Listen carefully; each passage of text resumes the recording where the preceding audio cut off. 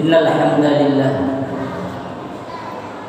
nahmaduhu wa nasta'inuhu wa nastaghfiruh min shururi anfusina wa min sayyiati a'malina. Man yahdihillahu fala mudilla lahu wa man yudlilhu fala hadiya lahu. Ashhadu an la ilaha illallah wa ashhadu anna Muhammadan 'abduhu wa rasuluh. Allahumma shalli ala sayyidina Muhammad wa ala alihi wa sahbihi ajma'in. Amma ba'd. Fa ya ayyuhal hadiruna rahimakumullah. Ittaqullaha ta'ala haqqa tuqatih wa la tamutunna illa wa antum muslimun. Qala Allah Ta'ala fil Qur'anil Karim. A'udzu billahi minasy syaithanir rajim.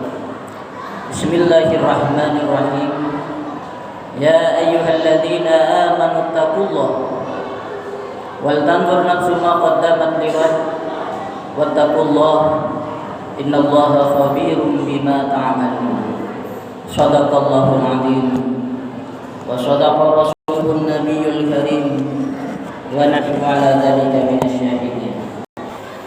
Jamaah salat Jumat yang dimuliakan Allah Subhanahu wa taala. Yang pertama, marilah kita bersyukur kehadirat Allah Subhanahu wa taala yang telah memberikan kita nikmat, yang telah memberikan kita kesempatan, yang telah melapangkan dada kita, yang telah memberi kita jalan keluar dari setiap permasalahan. Oleh karena itu kita longgar, kita sadar bahwasanya hari Jumat ini adalah dipanggil oleh Allah Subhanahu wa taala untuk melaksanakan ibadah salat Jumat secara berjamaah.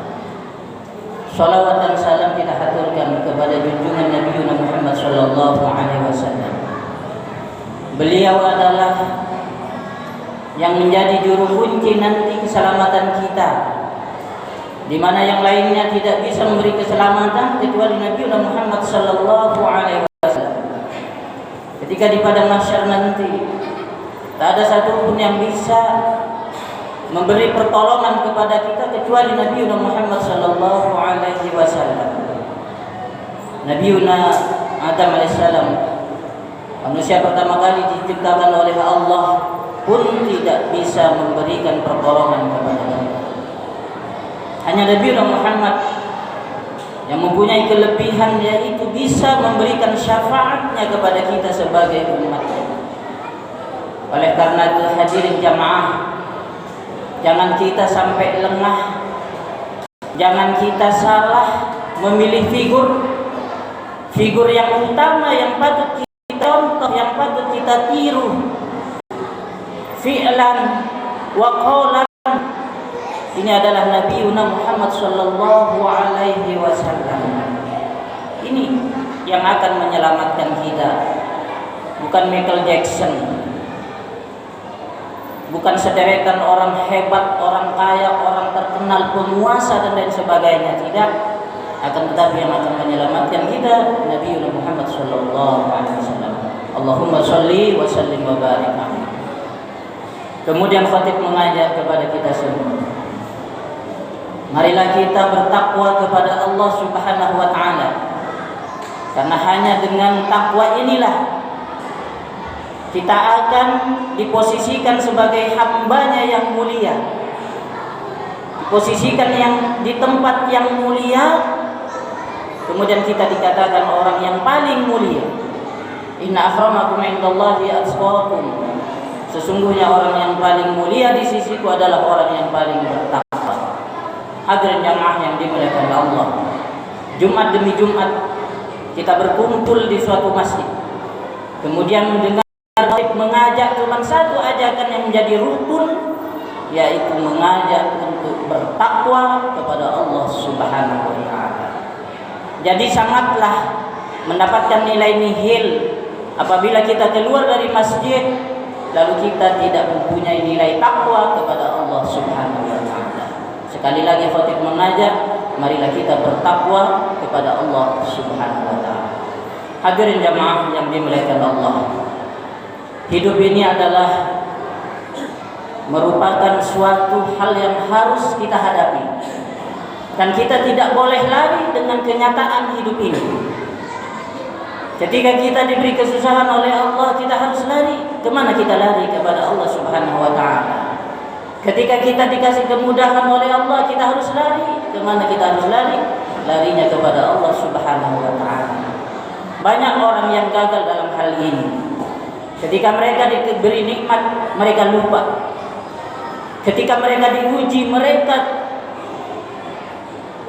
lantas dekat lari kepada Allah Subhanahu wa ta'ala. Ini bukan nilai daripada ibadah kepada Allah Subhanahu wa ta'ala, tapi desakan daripada keadaan sehingga dia ingat siapa Tuhannya, ingat siapa yang akan disembah. Dakwah yang utama yang dianjurkan, yang diajakkan oleh Nabi Muhammad sallallahu alaihi wasallam adalah meyakini Allah Subhanahu wa ta'ala sebagai Tuhan, Allah Subhanahu wa ta'ala sebagai pencipta, Allah sebagai pemberi kekuatan di muka bumi ini. Bukan ketika kita mendapatkan suatu kesulitan baru kita ingat Allah. Ketika kita diberi kemudahan oleh Allah, kita lupa Allah. Ini bukan bentuk daripada nilai ibadah. Innama khalaqtul jinna wal insa illa liya'budun. Jadi penciptaan awal manusia hanyalah untuk beribadah kepada Allah Subhanahu wa ta'ala. Hadirin jamaah yang dimuliakan Allah. Oleh karena itu Rasulullah sallallahu alaihi wasallam berwasiat kepada sahabatnya, yaitu Abu Dzar Al-Ghifari. Apa nasihatnya? Yang pertama, jaddidis safinah fa innal bahra amik. Perbaharuilah kendaraanmu, perbaharuilah kapalmu, karena lautan yang akan kamu seberangi sangatlah dalam. Kemudian yang kedua, wa khudhiz zada kamilan fa innas safar ba'd. Kemudian berbekallah kamu dengan bekal yang lengkap, karena perjalanan yang akan kamu arungi sangatlah jauh. Yang ketiga, wa khaffifil himla fa inna aqabataka. Kemudian peringanlah bebanmu, karena medan yang akan kamu lalui adalah sangatlah sulit. Banyak di situ jurang yang dalam dan ada bukit yang tinggi. Oleh karena itu peringanlah beban. Kemudian yang keempat, wa akhlisil amala fa innan naqada basir. Kemudian ikhlaslah di dalam beramal, karena Allah Maha melihat dan Maha mengetahui dan Maha tayyib. Hadirin jamaah yang dimuliakan Allah. Wasiat ini adalah kiasan, bukan hanya ditujukan kepada Abu Dzar, akan tetapi kita sebagai umatnya, kita harus memperhatikan wasiat ini. Yang pertama, jaddidis safinah. Apa maksudnya? Ketika kita beribadah kepada Allah Subhanahu wa ta'ala, kita harus mempunyai kendaraan, kita harus mempunyai landasan yang bagus.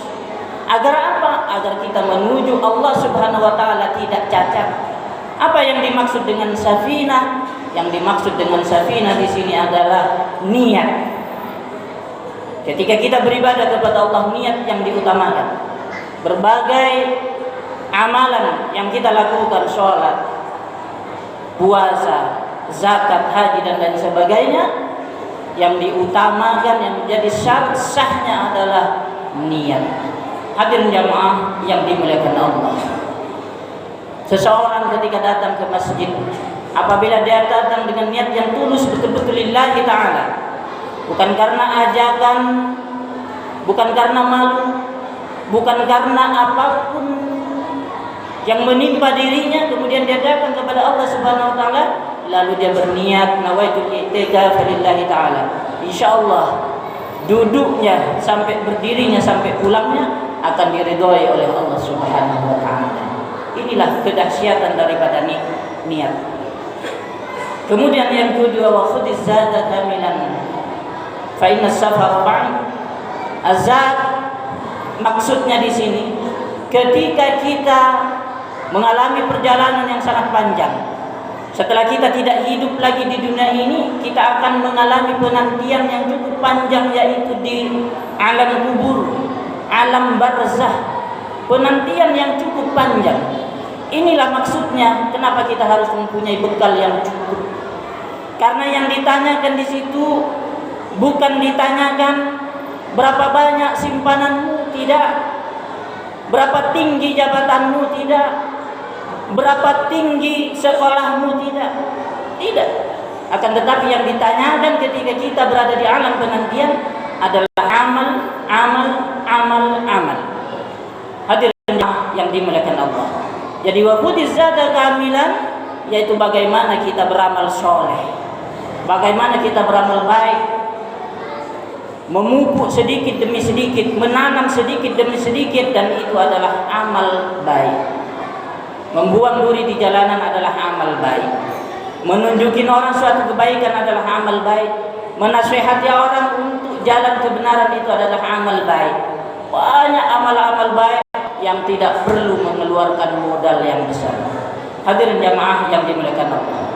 Pada zaman dahulu ada suatu kisah sahabat menulis sebuah buku.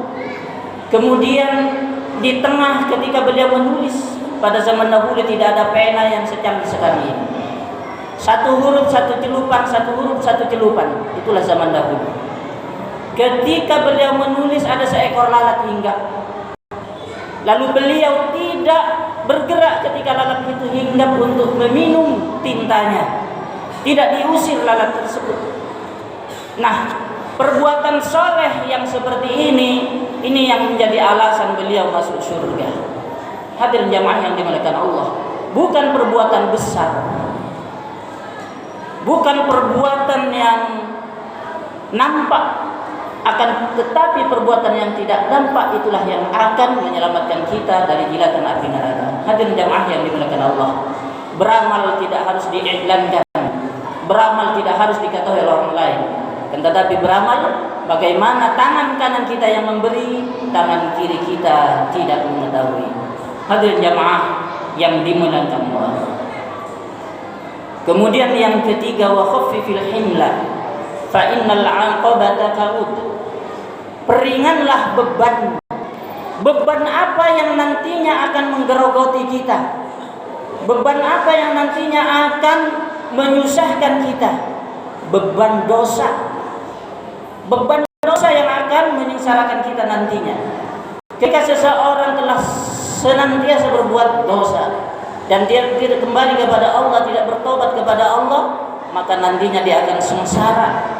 Bahkan dia tidak akan sanggup melintasi lintasan yang begitu berat, yaitu siratal mustaqim, yaitu sirat. Di sana nanti kita akan menyaksikan ada yang terbang seperti pesawat, bahkan ada yang merangkak, bahkan ada yang tidak bisa menyentuh sama sekali. Jangan sampai kita tidak sampai menyentuh sama sekali yang namanya sirat. Hadirin jamaah yang dimuliakan Allah, bagaimana caranya? Fastaghfiru. Kita harus rajin-rajin beristighfar. Jangan kita sampai lupa. Rasulullah SAW beristighfar setiap harinya 100 marrah, 100 kali.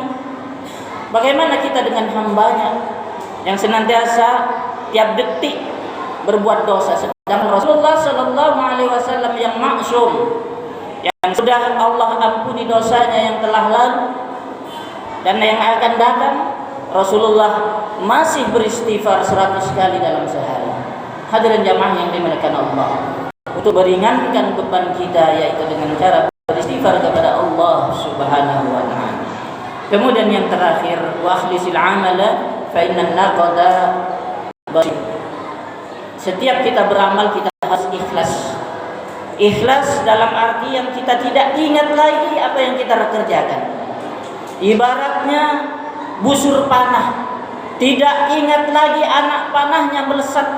Entah beribu anak panah yang melesat dari busurnya, tidak ingat lagi dia kembali. Nah, inilah yang dinamakan dengan ikhlas. Hadirin jamaah yang dimuliakan Allah, apapun yang kita perbuat, sekecil apapun yang kita perbuat, Allah akan tetap mengingat, mencatatnya. Dan catatan itu tidak akan pernah rusak. Catatan itu tidak akan pernah hilang. Faman ya'mal mithqala dzarratin khairan yarah wa may ya'mal mithqala dzarratin syarran yarah. Apa yang diperbuat, apa yang dikerjakan, sekecil apapun dari kebaikan, maka Allah akan mencatatnya. Dan seburuk apapun yang kita perbuat, sekecil apapun keburukan itu, maka Allah juga akan mencatatnya. Oleh karena itu, kebaikan kita tidak akan pernah sia-sia. Sekecil apapun kebaikan kita tidak akan pernah sia-sia di hadapan Allah Subhanahu wa taala. Ini yang akan meringankan beban kita. Oleh karena itu, hadirin jamaah yang dimuliakan Allah, marilah kita ketika kita beramal ikhlas. Ikhlas dalam artian tidak gerutu, tidak membincangkan, tidak mengingat-ingat, betul-betul ikhlas lillahi ta'ala. Demikianlah khutbah singkat ini, mudah-mudahan bermanfaat untuk kita semua. Amin amin ya rabbal alamin. Barakallahu li wa lakum bima fihi minal ayati wa dzikril hakim wa taqabbal minni wa minkum tilawatan innahu wal ghafurur rahim. Allahumma shalli ala sayyidina Muhammad wa ala ali sayyidina Muhammad.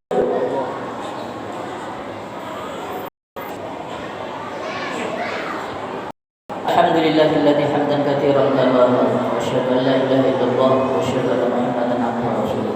Allahumma shalli ala sayyidina Muhammad wa ala ali sayyidina Muhammad. Amma ba'd, fa ya ayyuhal hadirin rahimakumullah, if'alul khairat wajtanibu 'anis sayyi'at. Qala Allah ta'ala fil Qur'anil Karim, a'udzu billahi minasyaitonir rajim. Bismillahirrahmanirrahim. Wal 'asri innal insana lafi khusr illa alladziina aamanu wa 'amilus shalihati wa tawassaw bil haqqi wa tawassaw. Innallaha wa malaikatahu yusholluna 'alan nabi. يا أيها الذين آمنوا صلوا عليه وسلموا تسليما. اللهم صل على سيدنا محمد وعلى آل سيدنا محمد كما صليت على سيدنا إبراهيم وعلى آل سيدنا إبراهيم وبارك على سيدنا محمد وعلى آل سيدنا محمد وبارك على سيدنا إبراهيم وعلى آل سيدنا إبراهيم في العالمين إنك حميد مجيد. اللهم اغفر للمسلمين والمسلمات والمؤمنين والمؤمنات وانشرهم على الموالدين رب اغفر لنا منك بالخير ويا خير الناصرين برحمتك يا ارحم الراحمين. اللهم اصلح لنا ديننا الذي عصمة امورنا واصلح لنا دنيانا التي فيها معاشنا واصلح لنا اخرتنا التي اليها معادنا. اللهم اجعل الحياة زيادة لنا من كل خير واجعل الموت راحة لنا من كل شر. ربنا اغفر لنا ولاخواننا الذين سبقونا بالايمان ولا تجعل في قلوبنا غلا للذين امنوا. ربنا ظلمنا انفسنا وان لم تغفر لنا وترحمنا لنكونن من الخاسرين. ربنا اتنا في الدنيا حسنه وفي الاخره حسنه وقنا عذاب النار. عباد الله ان الله يامر بالعدل والاحسان